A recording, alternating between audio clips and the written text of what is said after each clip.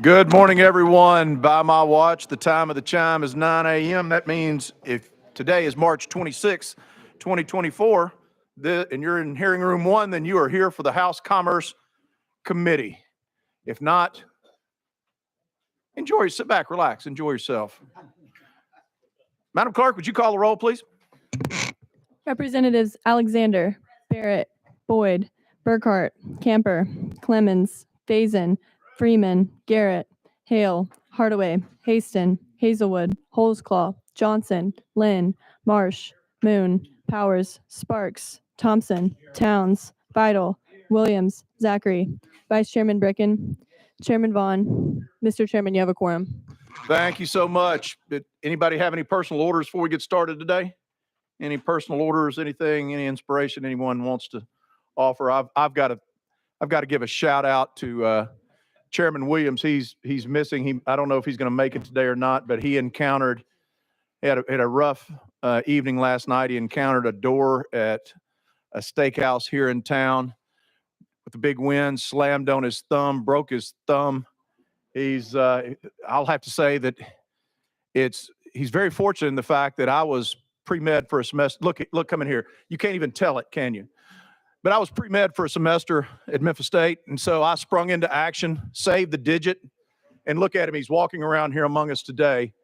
But just let that be a cautionary tale. But shout out to Chairman Williams for playing in pain today. He answered the bell like a true champion. And so today's meeting is in honor of that type of commitment from Chairman Williams. It was immediately after dinner, kind of interrupted dinner, so to speak. But with the heart of a champion like that, he's here and playing in pain. Yes, Chair Lady Hazelwood. I just like the record to show that while the chairman may have sprung into action, he then sent this person on their way by Uber to the hospital. Just saying. Well, they taught us triage early on, and I had to make a snap decision. Someone had to take care of the check. So anyway, let's get started today on today's calendar with House Bill 2712 by Representative Garrett. Oh, sorry. I'm sorry. My capable research assistant, Jackson, has notified me that we need to do a little housekeeping. I was going to work my way down the calendar and speak to such, but let's just end the suspense right now. We've got House Bill 1907 is rolled 1 week at the request of the sponsor. House Bill 2749 is rolled 1 week. 2479 at the request of the sponsors rolled a week. House Bill 2576 has been taken off notice. And House Bill 2320 has also been rolled 1 week. So if you came today thinking that you were going to be here for a long time, you're just here for a good time, not a long time. Representative Barrett, you're recognized. Thank you, Mr. Chairman. Thank you for the motion for my personal order this morning. Just have a shadow with me today, Bo Kerr from Dixon County High School. The valedictorian of the class is with me one more day today to see the committee process. So stand up, Bo. Wave at everybody. Y'all make him welcome. Hey, Bo. Hope you enjoy yourself today, hanging out, watching your Republic work for you. Representative Garrett, sorry to keep you waiting, but 2712, we are all anxiously trying to figure out what's going on here. Thank you, Mr. Chairman. I do have an amendment. Thank you, Mr. I do have an amendment. That code is 17086. It rewrites the bill, so I'm not sure if you want to get that. That sounds like a great idea. A great idea. Without objection, well, we're going to vote on it attaching 17086 to 2712. All in favor, please signify by saying aye. Aye. Any opposed, no. Let's hear the amended version, Representative Garrett. Mr. Chairman, thank you very much. House Bill 2712 as amended establishes a live music and performance venue fund for our venues in and around the state of Tennessee that are small in nature, right? Not your big, like the Ascend, Bridgestone, et cetera. So our small venues are a very important piece of the history of the state and our music. So what it does is it defines what a live music venue is, and it also creates this fund to be administered by our economic and community development folks. And Mr. Chairman, that's what the bill does. With that, I'll be glad to take any questions. All right, we've heard from the sponsor. Do we have any questions about live music venues? Any questions at all? I see none. Let's get 2712 on its way then. There's no objections to calling the question. All those in favor of 2712, please signify by saying aye. Aye. Any opposed, no. Ayes have it. You're off to GovOps, sir. Mr. Chairman and committee, thank you very much. All right, we're going to proceed down. 2479 was rolled at the sponsor's request, so we're headed to 1859 with Representative Davis. Good morning. We have a motion and a second. Thank you, Mr. Chairman. I do have amendment. It's code 016022, and that rewrites the bill. We are synchronized. Let's get that attached since it rewrites the bill. All those in favor of attaching 16022 to 1859, please signify by saying aye. Any opposed, no. You are good to go, Representative Davis. Thank you, Mr. Chairman. And what we've done with this amendment is that when someone comes before a licensing authority and submits their application, and if their application is denied, we have asked that they shall not use vague terms for the consideration in that denial, such as including good moral character or character and fitness, that they just explain fully to those individuals or whoever's applying in clear terms what the reason is for their denial. So that way that it's something that they may improve upon or work towards, but it's hard to try to get better with good moral character, I think, and that's a very subjective term. Yes, and who one of us wants to stand in judgment and play that card on anyone? Do we have any questions for the bill sponsor? Any questions at all? Representative Hardaway. Thank you, Chairman. Just curiosity as to what brought this to your attention. I agree with you wholeheartedly, but was there a specific incident? Sponsor. Thank you, Mr. Chairman. We had actually been working on the bill was a lot larger, and it's kind of been whittled down from a statue to a toothpick.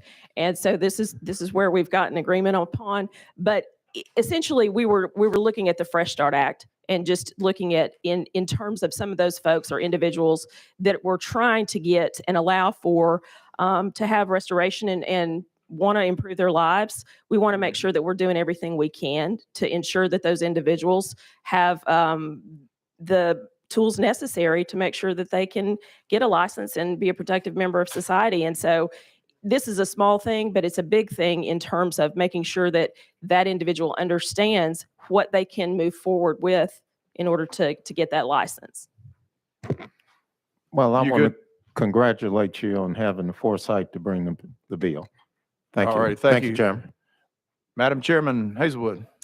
Thank you, Mr. Chairman. Just a clarification. I know I had, so I haven't, the sponsor and I haven't spoken about this bill, but I did have visit from some friends, CPAs, who had some really concerns about this, and I think they were legitimate as it was written, but this amendment would take care of those concerns. Am I correct? Sponsor. Yes, ma'am. That's one of the groups that we have worked with all this session. And yes, ma'am, we did. Thank you. All righty, seeing no other questions for our sponsor, looks like folks are ready to vote. All those in favor of sending 1859 to Calendar and Rules as amended, please signify by saying aye. Aye. Any opposed, no. You're off to Calendar and Rule. Thank you, sponsor. Thank you, Chair. Thank you.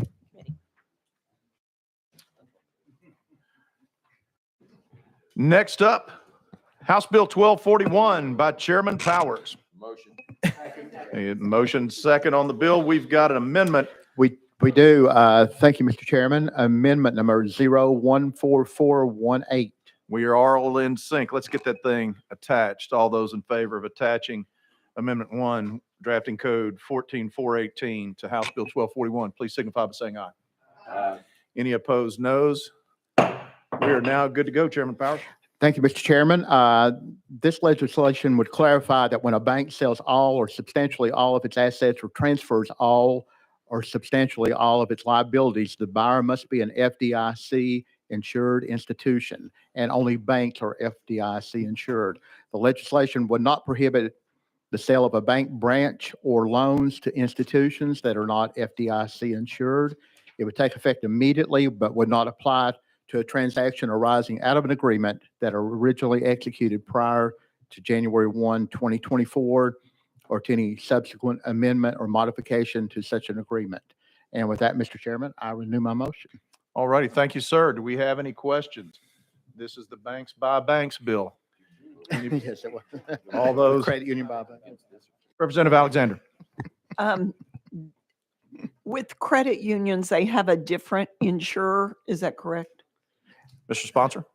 I'm sorry, could you repeat? With credit unions, they have a different insurer? They do, yeah. It's the NCUA. Okay. They're the different, yeah. The So it FDIC is doesn't all this banks. will not affect them? No, then? it will Okay. just keep a credit union from purchasing a bank because Oh. they have to be a FDIC insured. Of course, of course. That's what Thanks. brought the bill. I'm sorry, Mr. Chairman. That is correct. This is the cats and dogs should not lay down together. Bill, banks are not credit unions and credit Credit unions unions not aren't banks. banks. So Yeah. we're going to keep everybody in their lane with this one. Yep. And as a result, I want to say thank you to Stacy Langford, Amy Hazlett, and from the Bankers Association, as well as Matt Caniglio from the Credit Union Association. I've got the bookend piece of legislation to this, and I think we worked out a comfortable place for all parties to get into so that everyone knows the rules of the road moving forward. But that's the way that contentious issues should be resolved, and I got to give them a salute because they worked well along with Chairman Powers. So anyway, with that, let's call the question. House Bill 1241, as amended. All in favor, please signify by saying aye. Any opposed, noes? The ayes have it. Thank you, We are Mr. Chairman, off committee. to calendar and rules. House Bill 2576, as we said, was taken off notice. Chairman Hazelwood rolled hers a week. Representative Sparks is delayed in traffic on that quagmire known as I-24. So we're going to roll him to the heel. And next up is House Bill 18, easy. House Bill 1811 from Representative Alexander. Got a motion and a second. Representative Alexander, you have an amendment? I do, 009953. Is that mine? We don't Or have a did I- bingo just yet. Okay. Do I have 014349? Oh, that's where we are. Okay, good. We're Sorry. rocking and rolling now. Putting up the wrong. Got a motion and a second on the amendment. All those in favor of attaching that amendment to House Bill 1811, please signify by saying aye. Any opposed, no. The amendment's attached. Let's talk about what we're doing. Okay, this just authorizes sellers of a guaranteed pre-need funeral contract to keep the interest that accrues on the contract after payment is made for the merchandise and services are set forth in the contract if the contract is funded by a prearranged insurance policy or an irrevocable pre-need trust. Requires the seller of the contract to disclose all information in the disposition of all the interest earned on such contracts. Thank you, ma'am. And so what this, for a fellow like me, basically, when someone enters into one of these agreements, they're buying the internment of their loved ones. That is correct. Whenever they costs, whether they have risen or fallen since the sale of that policy or that agreement, the funeral home provides that service.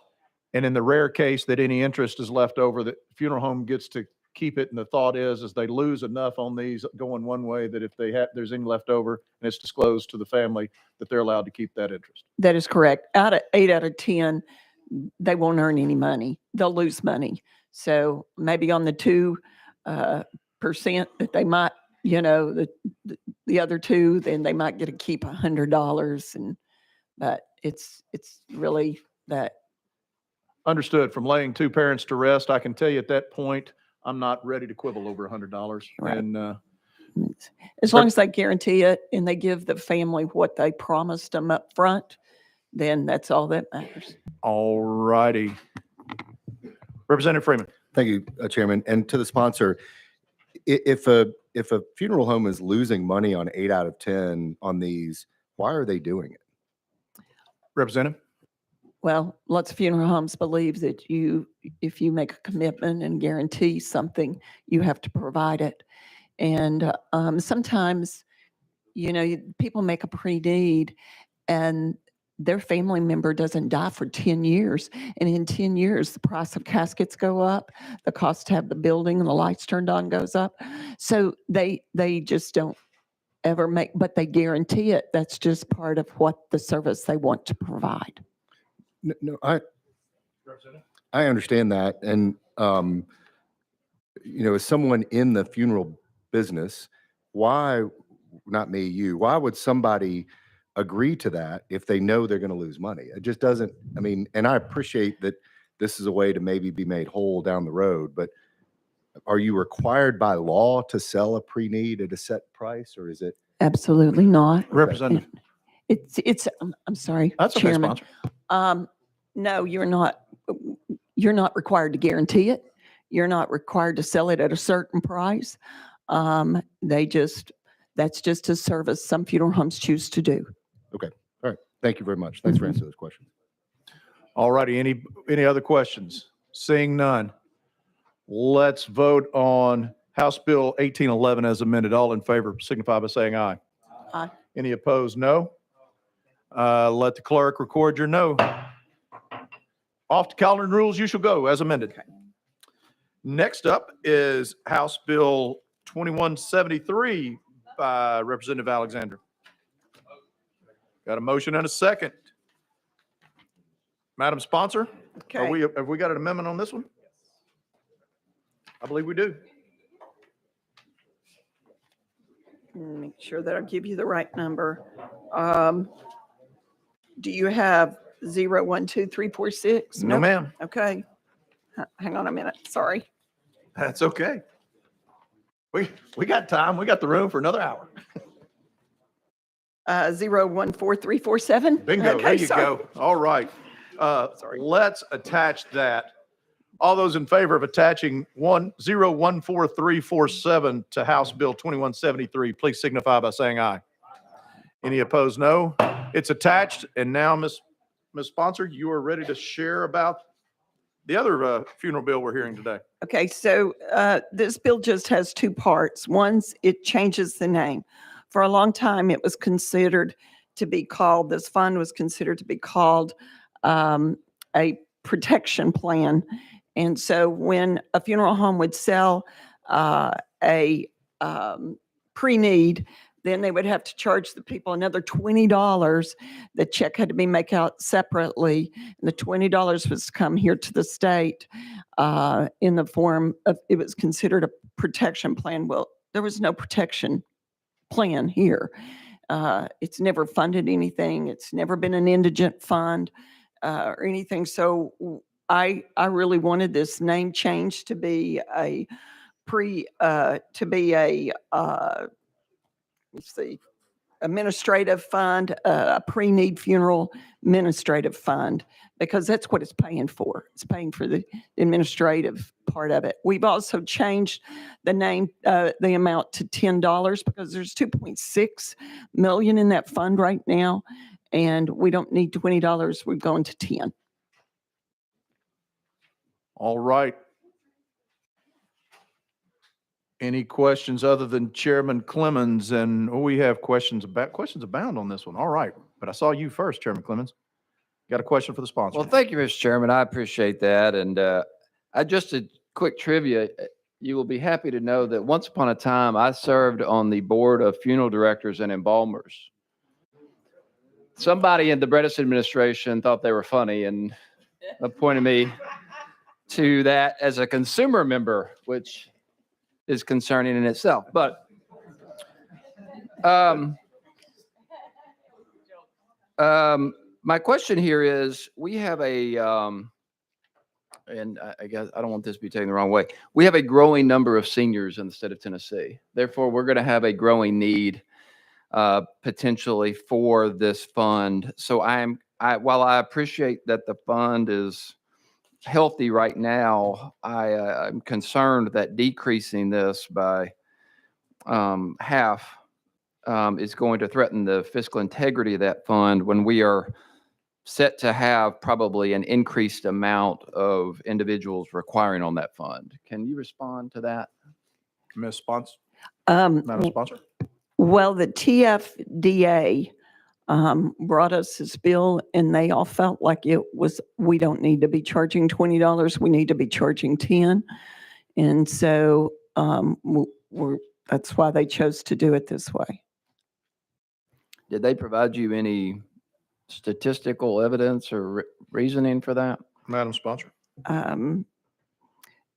Just that it had already reached the maximum level that it needed to be at. And so that is why they opted to drop down the $10. Chairman Clemens, you got another follow-up? That's all, Mr. Chairman. Thank you. Representative Freeman? Thank you, Mr. Chairman. And we've not talked about this bill specifically before. So I guess my question is, you just presented a bill and said that the cost is increasing so dramatically that we're going to need to 8 out of 10 lose money. And now we're cutting this indigent fund. How does if the indigent fund is not being used for what it's required by law, what is it being used for? And how are we burying those that don't have the money to pay for the burial today? Madam Sponsor? This fund was never an indigent fund. And that was the whole point in changing the name. This was never an indigent fund. And it was set up originally for cemeteries because there were some bad actors in some cemeteries and they went out of business. And it was set up to pay for the lawyers and the stuff that were involved in that. But it never gave anyone any money. Representative Freeman? Chairman, maybe we need to go out of session and talk to legal, but as I'm reading it right here, it says present law establishes an indigent burial fund for the purpose of reimbursing homes that provide funeral services, yada, yada, yada. So it's saying exactly what you're saying it's not. And if it's not being used for what it should be used for, I ask the question again, who is paying for those that can't afford to pay for their own burial? Most counties submit money to pay for burials. It might be $400 to a funeral home for an indigent fund. And so that is where the funeral homes get their money to pay for that. Mm-hmm. Lots of times we eat a lot of the cost ourselves. I mean, it costs you a lot more to cremate a person than $400 or $600, depending on what the county wants to give you. But it was never an indigent fund, and that's why we wanted to change the name of it in the previous bill. Another question, Representative? Yeah, I guess I have great concern. I've received a bunch of phone calls. I got into public service by serving on the Homeless Planning Council here in Nashville. And we annually do a recognition and honor the lives of those lost who are experiencing homelessness. And my understanding is that many of them, when buried, their burial is paid for through an indigent fund. And if it's not this, I just have a great concern doing away with an indigent fund when it's specifically called out in the bill and it says present law establishes an indigent burial fund and it calls out what its use should be. If we're not following the use, let's address that, but let's not do away with the fund. Sponsor? Well, we're really not doing away with the fund. It'll still have the 2.6 million in it. It'll continue to grow by $10 every time we sell a pre-need. And it, once again, it was never an indigent fund. That was the misrepresentation of the fund, so to speak. And like I said, counties do supply the indigent fund, but if there is a lot of concerns about this, I'm willing to roll it 1 week and clarify up some stuff. Let's do this. Let's continue. Easy, everybody, easy, easy. We have other people requesting some questions. What I'd like to do is, if you don't mind, let's continue to have our discussion and let's. That's fine. That I way we can just gather wanted to concerns. give that as an Yeah, option to we the can gather committee. concerns that we have and find some answers and let's keep on rolling. Next, are you good, Representative Freeman? All right. Next, we're going to go with Chair Lady Hazelwood. By the way, do you prefer Chair Lady or Madam Chairman? Because we can go either way here. I respond to most anything. Well, I always get confused on the Chair Lady Hazelwood. Thank you, Mr. Chairman. And my question was going to be along the same lines of the sponsor. Just how are those monies, the $2.6 million that's accrued in that account, how is it being spent now? How do you access that money? Sponsor. Well, we've never been able to access that money. It's being used by the administration to fund the office. And I think therein lies the issue. We're always looking for money this time of year. So Yeah. there's $2.6 million, just Yes. saying, Ryan. But- Yes. Yeah. But in all seriousness, I think having an account that just continues to grow with no clear rules about the disposition is, I don't see a value in that. So thank you. Right. That's why we wanted to try to lower the amount. Thank you, Chair Lady Hazelwood. Chairman Bricken. Thank you, Mr. Chairman, and I'm kind of following the same kind of thought process. First of all, last fiscal year, do you have the numbers of what went in and out of the fund? Sponsor. dollars? Let me, hang on just one moment. Let me just make sure. The pre-need funeral consumer protection account had a balance of $2,295,319 in the 22-23 year and a balance of $2,500,000 as of June 30th, 2023. There is, But do you know what the annual receipts and disbursements are running? I do not, I'm sorry. And you say it's for administration costs? That is correct. Hire lawyers in case there's a problem. All right, let's don't get into a running Oh, conversation here. I'm Thank you, Mr. sorry, Chairman Chairman. Bricken, you're recognized. Sorry. Thank you. I'm sorry. The treasurer controls the fund? Sponsor. I do not know that. I All would, right. I mean, no more questions, sir. All right. Leader Camper. Thank you, Mr. Chairman. Mr. Chairman, I would like to go out of session to hear from the attorney as to what the law says about what this fund is intended use is for. We can do that. I don't know that is, while Ms. Middleton Dunn is very capable in knowing a lot of things, I'm not sure this is a code issue, but we can see if she knows. I know we don't have anybody from the department here, but I think we're going to get to a place that can legal. Okay. Yeah, there you go. We're out of session. Levin Middleton, Office of Legal Services. So under Tennessee Code Annotated 62-5-414, there's a pre-need funeral account, which is, I think, the primary fund under this section. And when the money in that fund goes above $2.5 million, it then was supposed to create the indigent burial fund. And the statute does set out what that fund is supposed to be used for. I can't speak to kind of the state of that fund, whether it was created or things of that nature, but in terms of what the statute says for the use of the fund and what that fund is, that's kind of what it is. You have the pre-need funeral account fund, and then once that hit a certain amount of money, there was to be created an indigent burial fund to be used for specific purposes. You good, leader? Thank you, Mr. Chairman. So once it hits the 2.5, anything over that is what goes into an indigent fund. Is what I think I heard. Ms. Middleton Dunn? That is my understanding, yes. Okay, thank you so much. Representative, Hold on. Oh, you didn't recognize me. While we're out of session, anybody got any other questions? Representative Garrett, Thank you, Mr. Chairman, and I'll come back to you, Leader Camper.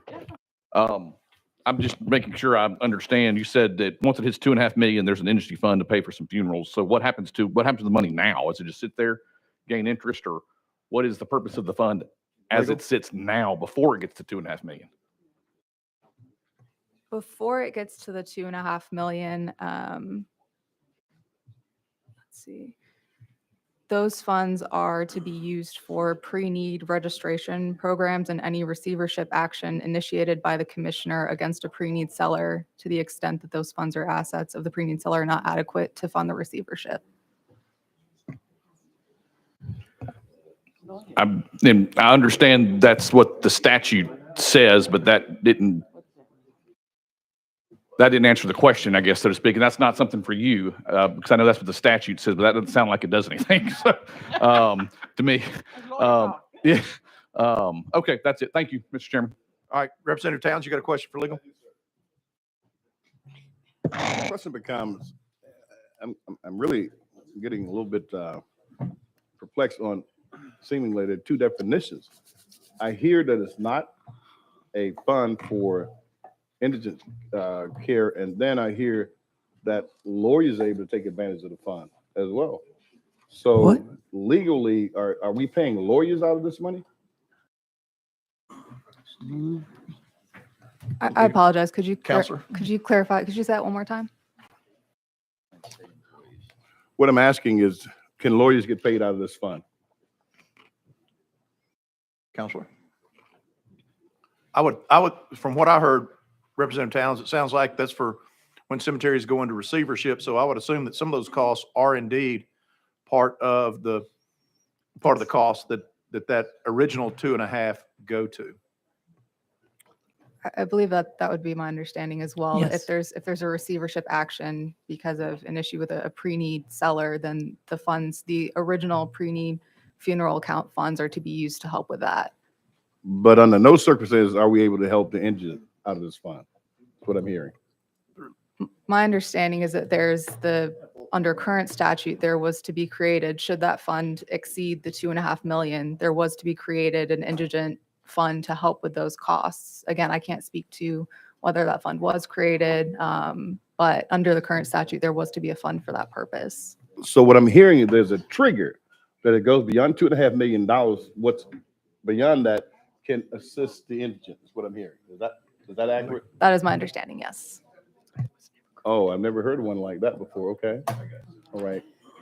Can you tell from where you're reading now, initially how it was set up? What was the money set up for when we passed it? Was that legislation or was that policy?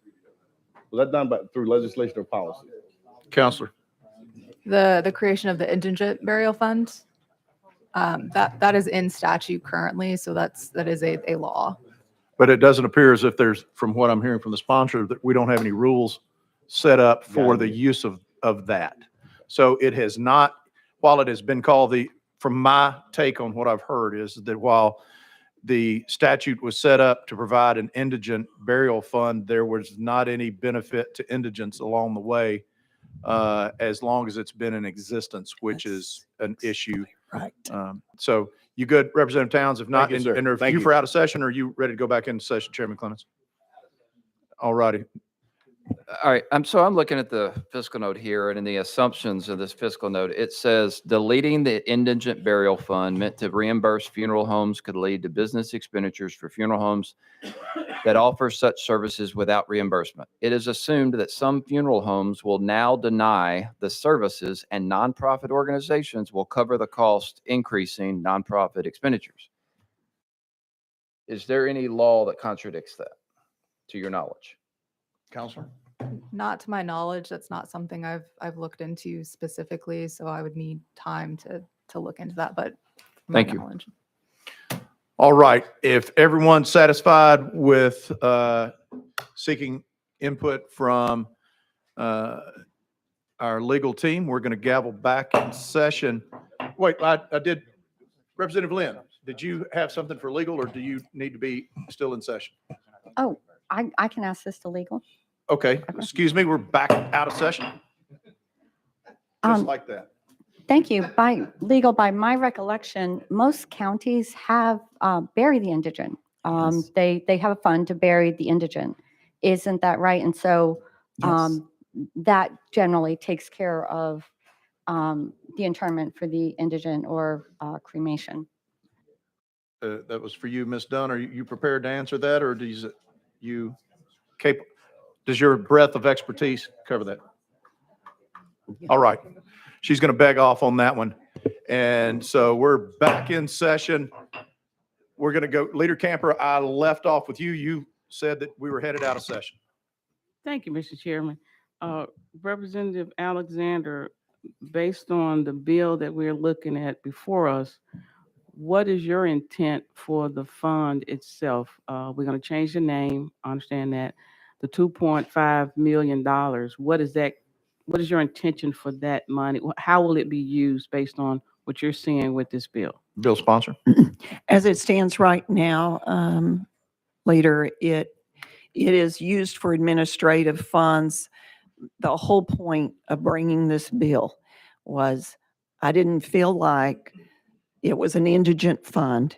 It's not an indigent fund. It didn't need to be called an indigent fund or a protection plan for anyone because it wasn't protecting anyone. And so we wanted to rename it to be administrative fund and call it what it actually was. It was paying for the administration. And so that was the purpose of it. And we would like to set up an indigent fund because I had a funeral home in my area. The parents died. Kids took all the money out of the business. People had what they thought was trust in their hands to bury themselves. And there was no money. When we went back to the state and said, hey, we've got a situation here. These people have bought something and now there's no money because there's some bad actors. How can you help them? And the lawyers were told there's no money to do that. So we would like to set that up, but that fund right now has not been created and we need to create one if we're going to do it. That's just the whole purpose of this legislation. All righty. You good down there, Leader? Thank you, Mr. Chairman. Yes, One ma'am. last You're question. recognized.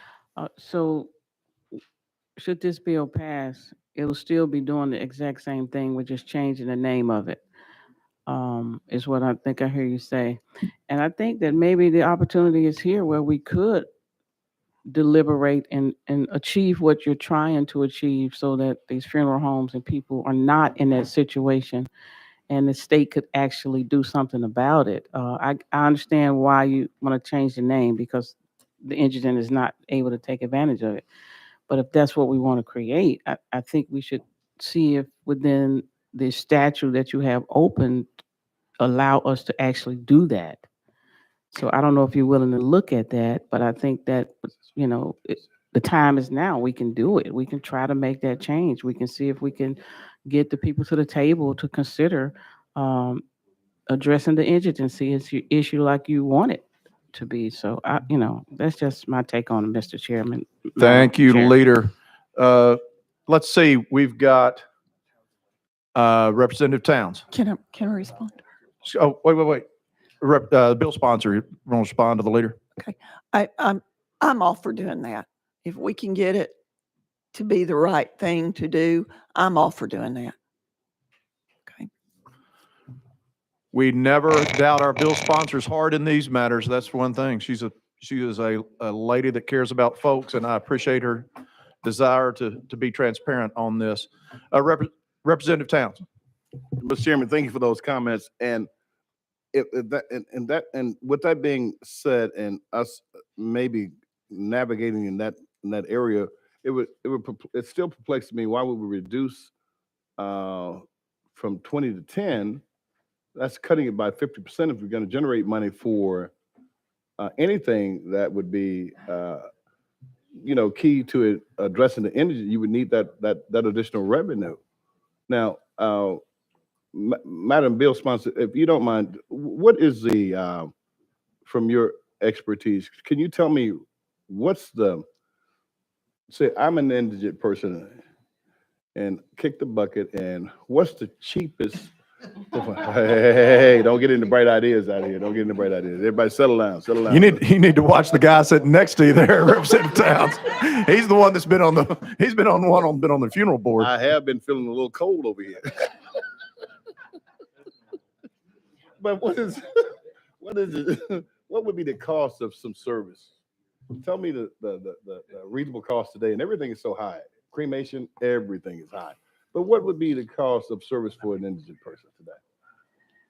Basically. Well, it would depend on the funeral home and what they had access to, if they owned their own crematorium, if they did not. Right now, our county gives us, I want to say $400 to $400 or $600. I could be wrong. It's somewhere between there to take care of an indigent person.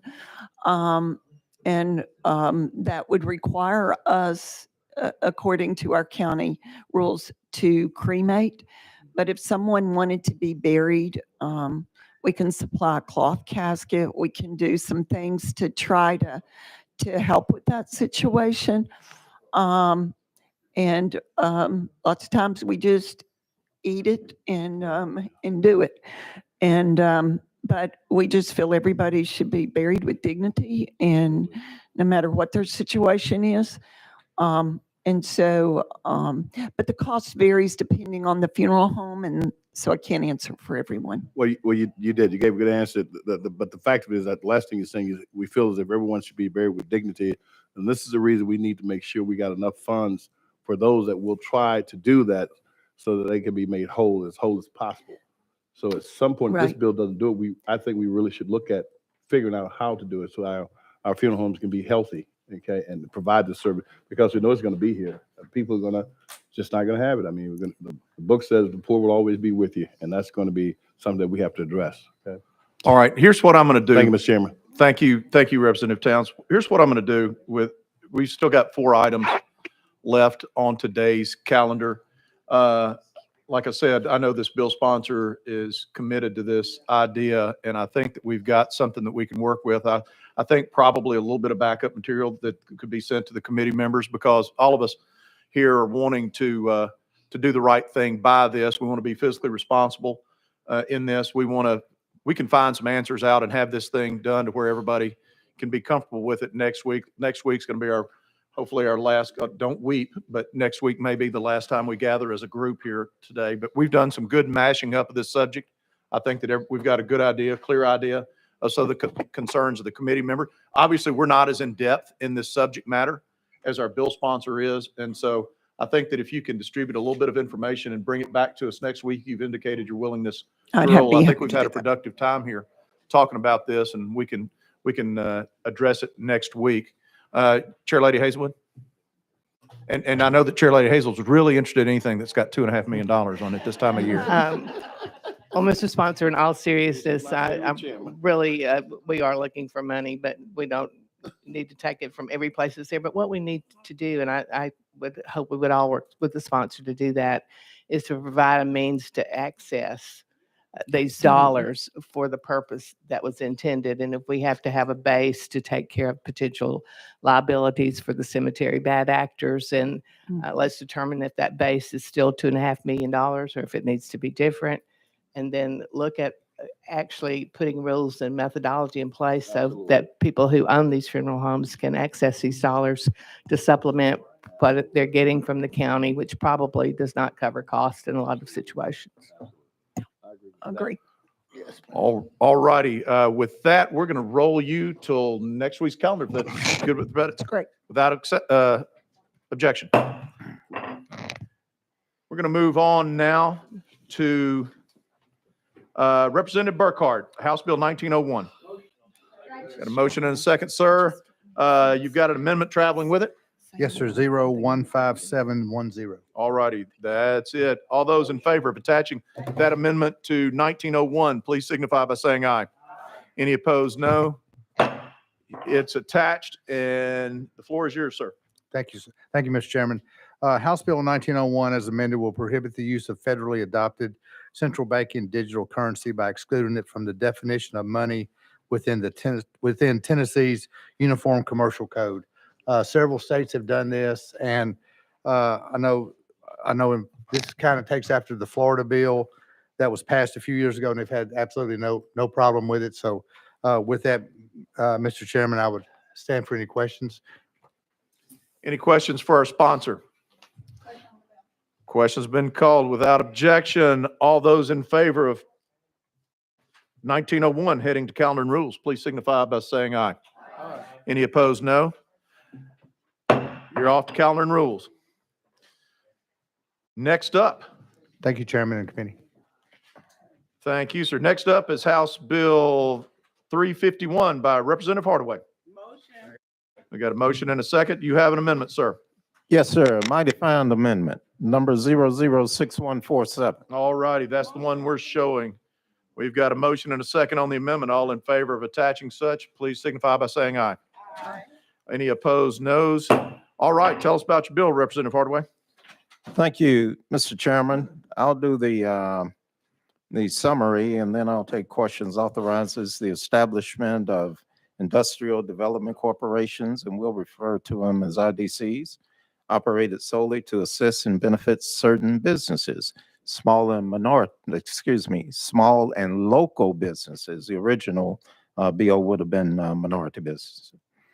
It requires creating the local governments that create these IDCs will handle the funding for the same, and that includes the operating costs for staffing and all of the operational expenditures.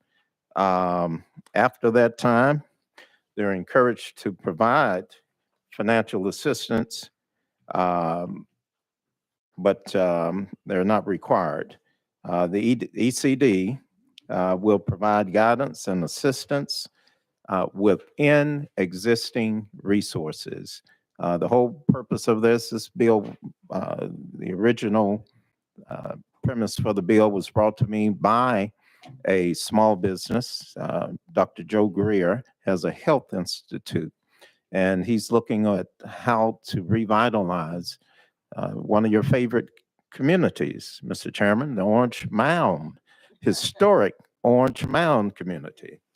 Shout out to the Melrose Golden Wildcats. There you go. There you go. So this allows small and local businesses to create the IDC platform and the subsequent programming, build it from ground up, as opposed to what we've usually done, and that's from top down, and then trying to fit the square pegs in the round holes. With that, Mr. Chairman, I would ask for an affirmative vote. And I'll also ask my colleagues to sign on.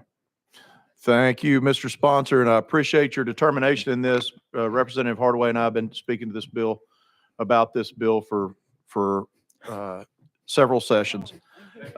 He has been working towards this, trying to answer a need that has been brought to him as community, and has done the best within his ability to craft something that everyone would be satisfied with. It's a permissive bill that allows the establishments of these basically small neighborhood and small area development boards, which can go to assist. But again, it's permissive for the county, and the funding would come from the local governments.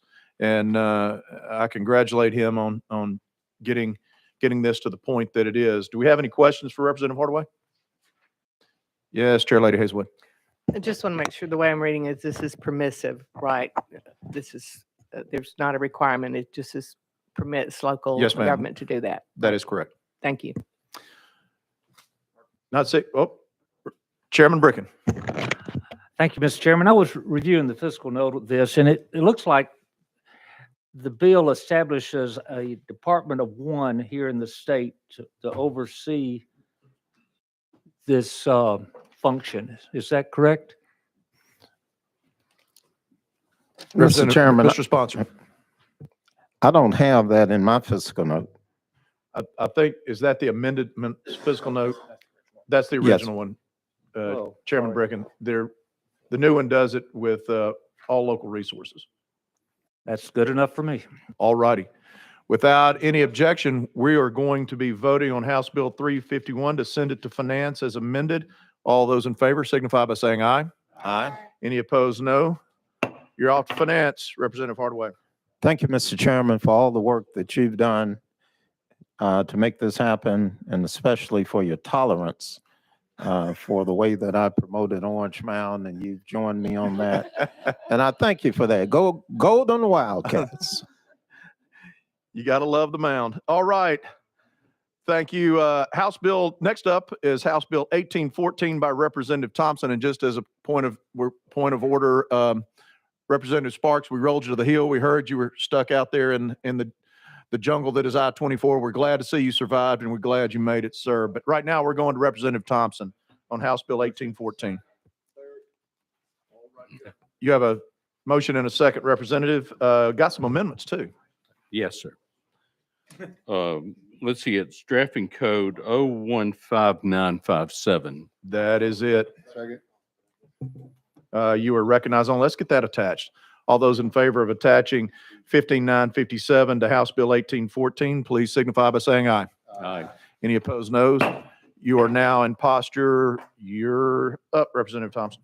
Thank you, Mr. Chairman and committee. HB 1814 makes a small change to the Landlord and Tenant Act. Current law requires a landlord or agent to furnish the contact name and address to the tenant in a rental agreement.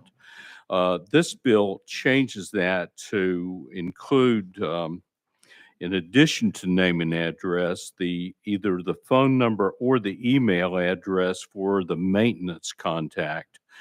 Or if it's a lot of the larger apartment management companies and leasing companies also have a portal system that's designed for landlord-tenant contact for needed services. And so they either have the portal system or just have their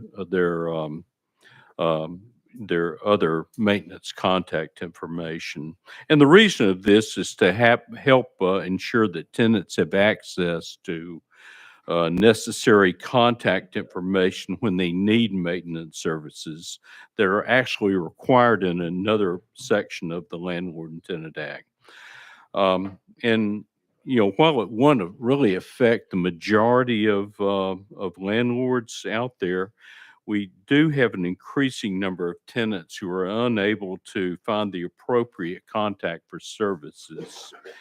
And, when this bill won't solve all the problems, it will help a lot of people across the state. I've worked with the Tennessee Apartment Association and the Tennessee Realtors on this bill, and both organizations are neutral. And I'm happy to take any questions. Thank you, sir. And I've got a question for you, Mr. Sponsor, because as I was looking and reading in your amendment, there's a reference to 24-hour maintenance services as opposed to a 24-hour contact number. And so need to find out your intent on that, because if your intent is for people to provide 24-hour maintenance services, then that's something that I can't support on behalf of the small landlords and tenants out there. But if you're talking about a 24-hour number to call that either has an answering machine or an answering service, then that's a horse of a different color. So I'd just ask you, what's your intent with regard to that? I believe it says in the amendment, a telephone number or electronic mail address for 24-hour maintenance service. Well, the intent is to have, sorry. You're recognized, sir. Okay, thank you.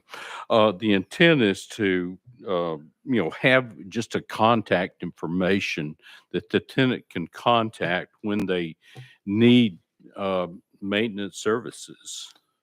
Now, presumably that would be 24 hours, but that was the intent. Okay, I don't think so you're not expecting landlords to provide round-the-clock maintenance as a result of this. You're wanting tenants to have a 24-hour available contact. Yes. Okay, well, I think on this one, if that's your preference, I think we may, we were going to be back here next week. We might want some clarifying language to distinguish that point, because I think it's reasonable for someone to assume the way it's written today that it is for 24-hour maintenance activities. I don't have a problem with the 24-hour contact, because somebody can put an answering machine on a telephone and it becomes a 24-hour answering service. But the 24-hour maintenance activity is my concern with the bill. I see Representative Towns. I don't know if he has a concern with the bill or a concern with my concern. I have a So, sir, you're concern with your recognized. concern with my concern, and your concern is going to be my concern because you're concerned. Okay, Mr. Chairman, my concern is that if you don't have, just say you have an electrical problem, okay? There's a shortage or something's going on, and the tenant wakes up at 2 o'clock in the morning, they smell something, they hear this, that, and other, and they think it's something with the wiring. Okay, while you want an answer service there, you want somebody to get to that problem that'll save your building and the potential lives. All right, what if you have a flood of waste backing up in your complex? What do? That's an emergency. That's a real emergency. What do you do? Now, I would think that you would have access to 24 hours, but somebody at that point needs to respond to get out and do something for that electrical problem or that waste problem. So I don't know if that ties in to being contrary to your concern, but that's my concern, that you would have somebody that can respond. Not that they're sitting there with a whole company of folk ready to go to tackle a problem because it's going to be so infrequent, but somebody's got to respond to the electrical problem and quickly. Now you have me concerned, Representative Towns. Well, I think there's a difference between emergency and maintenance activities. I'm not sure what the Landlord Tenant Act already addresses with regards to emergency situations. But the bill as written speaks to maintenance activities. And so that could be anything from an eye on the stove doesn't work, or, they've got a slow draining tub. And those are things that don't need 24-hour response to. So let's keep this conversation going. I saw Representative Garrett with his hand up down there as well. Mr. Chairman, thank you. Yes, sir. Thank you, Mr. Chairman. I appreciate that, and I appreciate this piece of legislation. I do have some concerns on how we define maintenance and what the landlord would have to provide, because typically this is a contractual relationship. I'm a landlord. I do have a commercial building that I do rent, but according to my particulars under the contract, the tenant's responsible for all those particular maintenance issues that could come up. So I'm just kind of curious, what are we talking about that the landlord has to provide as it relates to maintenance? Because that can be a very general definition of what that may apply to, that typically under landlord agreements or a landlord contract lease, that's the tenant's responsibility. So I'm kind of curious, what are we putting on the burden on the landlord to provide under maintenance, and how's that defined? Mr. Sponsor. Yeah, the maintenance as is defined also in the Landlord Tenant Act in TCA 6628-304, under the title Maintenance by Landlord. All the requirements under that code. Representative Garrett. So can you generally say what those are? I can run over just 2 or 3 of them if it would give you a better idea. All right, Mr. Sponsor. Okay. It says comply with requirements of applicable building and housing codes materially affecting health and safety, make all requirements and do whatever is necessary to put and keep the premises in a fit and habitable condition. Let's see, one more item that might be give you a pretty good idea is in multi-unit complexes of 4 or more units, provide and maintain appropriate receptacles and conveniences for the removal of ashes, garbage, rubbish, and other waste from common areas of collection. I can keep on. Leader Garrett. That's sufficient. Thank you, Mr. Okay. Chairman. I appreciate that. All right. Representative Burkhart. Thank you, Chairman. A few of the things that I've heard was if you're smelling wire burning, I hope you call the fire department first. But and one of the other speakers were talking about a commercial building and residential buildings. That's two completely different types of leases. Normally, the commercial property usually does take care of 100% of their own thing, where residential, they're usually more landlord dependent. And I too would like some more clarity on what are we going to call either 24-hour, a number, or 24-hour service. That's where we need to cut the line right there. Is where I'm, if a hot water heater pilot light blows out at 2:00 in the morning, I don't know that I can get somebody there to light that pilot light at 2:00 in the morning, but I probably can the next morning. And just a little bit of clarification on that, I think, is what I'm looking for.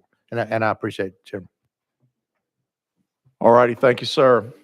Mr. Sponsor, I think I'm, hold on here. The winds I'm feeling are the winds of change, looking for an amendment on your bill to continue its march towards the final line. If you're feeling the same winds blowing, we have a final committee meeting next time, or we can put this thing up for a vote today. What would you like to do, sir? Oh, well, I think the winds say roll, so I'm gonna roll That's what, on for another it's funny, week. you and I went to the same wind interpretation class. With that, we're going to roll 1814 1 week. Next up is a great bill by me. So I'm going to pass the gavel to Vice Chairman Bricken.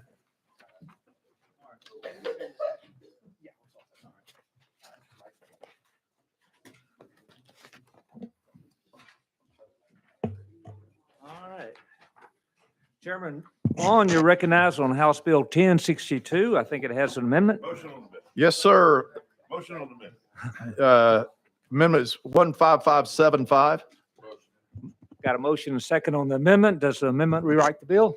That is the bill in its entirety, sir. All right. If the committee agrees, we'll put that on the amendment. All in favor, say aye. Aye. The amendment's on the bill. And Mr. Chairman, it's all yours. All righty. Thank you, sir. This is the bookend that I spoke to about the banks and the credit unions. This bill will allow state chartered credit unions to participate in loans made by other lenders, including banks and other credit unions. And then whoever it is receives that loan does not have to be a member of the credit union. So basically they can buy those assets and participate in those loans with them. It also will help our smaller credit unions by providing them a new source of income. And it will also add a new group of potential buyers of loan packages from banks. So this is a win-win. And again, it was part of that negotiated conversation between the credit unions and the banks. And I think it's good for everyone. So I would ask your approval. Thank you, Mr. Chairman. Any questions to the chairman on the bill? Seeing none. Leader Camper. Thank you, Mr. Chairman. Mr. Chairman, I want to thank you for working with the two different entities with respect to this bill. Initially, there was concern about credit unions being membership organizations as to whether because you are a member of the credit union and your loan comes from a commercial bank and go over there, would you be mandated to be in that credit union, or how that would work? And I think you work skillfully to navigate through that, and I appreciate it. I had some concerns early on, but I think that that's been alleviated. Those problems, I think, don't exist. You don't have to become a member of their credit union. And so I appreciate your hard work, Mr. Chairman, on this bill. Thank you. Any response, Chairman? Oh, tell me more. Thank you, Leader. Thank you, Leader. Funny. All right. Leader Johnson, you're recognized. Thank you, Mr. Chairman. Question on the bill. We have a question on the bill. Move it on. All right. Seeing no objections, all in favor of House Bill 1062 as amended, say aye. Aye. Any opposed? Hearing none. It goes to calendar and rules. Thank you. Thank you, committee. And last but not least, but he's been through it today, is our fellow committee member, Representative Sparks. Representative Sparks, you are recognized on House Bill 2440, sir. Yes, thank, Got a motion and a second, and we got some amendments here, don't we? yes, sir. Sir, for the record, just apologize for being late. That lazy boy recliner is still in the westbound lane for my 24, and it's just terrible. Been there for a month. Just for the record, sir.